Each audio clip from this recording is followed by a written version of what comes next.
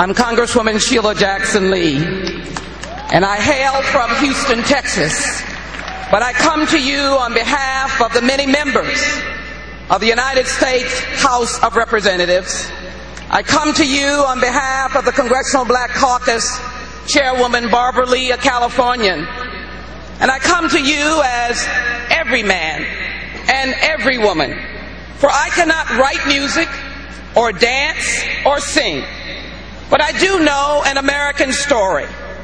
And to Mr. and Mrs. Jackson and this wonderful family of brothers and sisters and cousins, to Michael Joseph and to Catherine Paris and to Prince, all of these wonderful, beautiful symbols of America. And I can tell you, as a member of the United States Congress, we understand the Constitution, we understand laws, and we know that people are innocent until proven otherwise. That is what the Constitution stands for.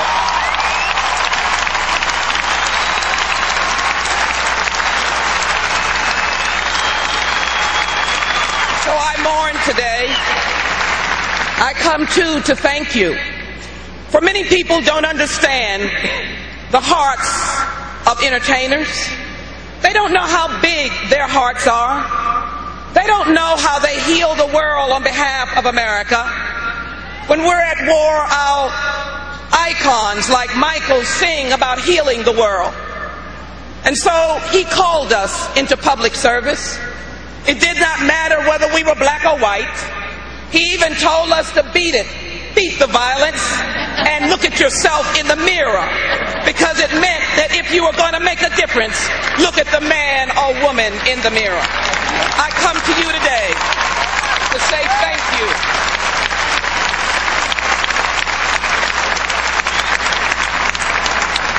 Some of you come from all faiths, and we respect that here in America. But there is a story whose theme is so symbolic of this young and beautiful man.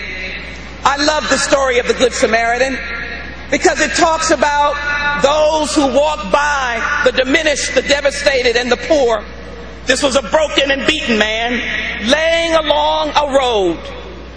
No one stopped, but someone called the Samaritan. It could be in any faith. It's all about charity and love. And I call Michael Jackson the Good Samaritan. I call him Michael Jackson, who cared and loved for the world. It bothered me. I grew up with him, as all of us, and so many did.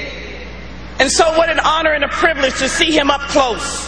When he came to the United States Congress in my office and looked some 15 African ambassadors, representatives of heads of states, sitting in an office listening to Michael Jackson talk about caring and fighting HIV/AIDS. They looked at him. He had a twinkle. They listened. He listened. What a miraculous experience to be able to listen and see Michael in action. You know, there were words cast about, but I wonder if anybody was on his shoulder when he walked into Walter Reed Hospital, and he walked along the aisles and the rows in the hospital rooms. This was in the midst of the Iraq War.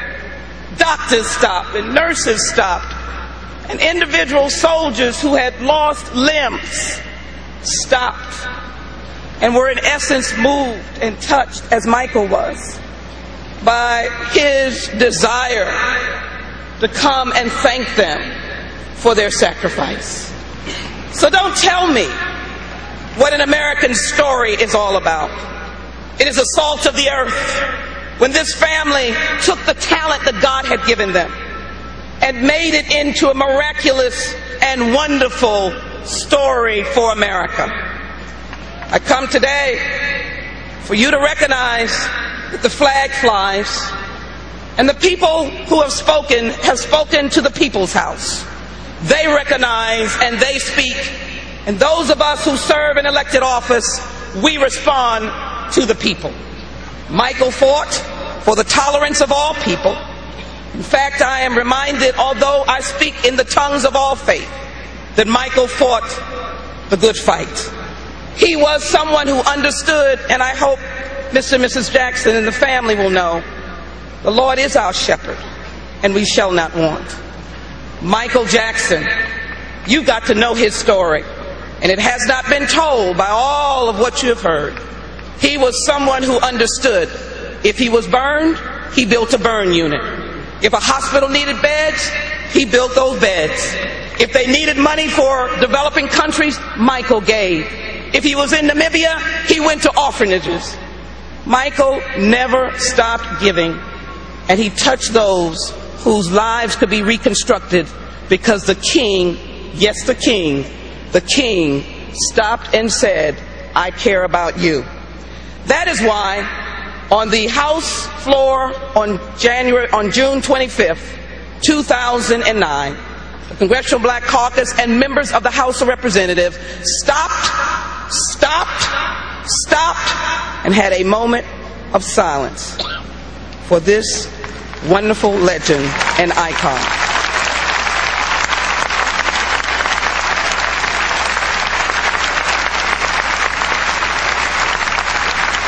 And so to the family, let me simply come as someone that wishes she was long lost, Sheila Jackson Lee, but I'll keep looking and seeing, but coming to say to you that America appreciates and thanks you for Michael Jackson's life.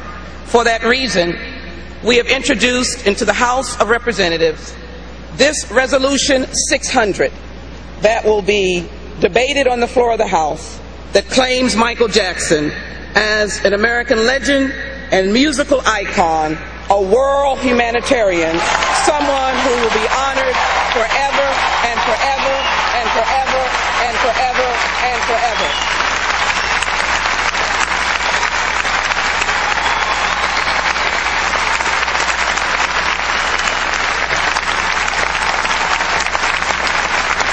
We are the world, and we are better because Michael Joseph Jackson lived. On behalf of myself and the people who have spoken, Michael Jackson, I salute you.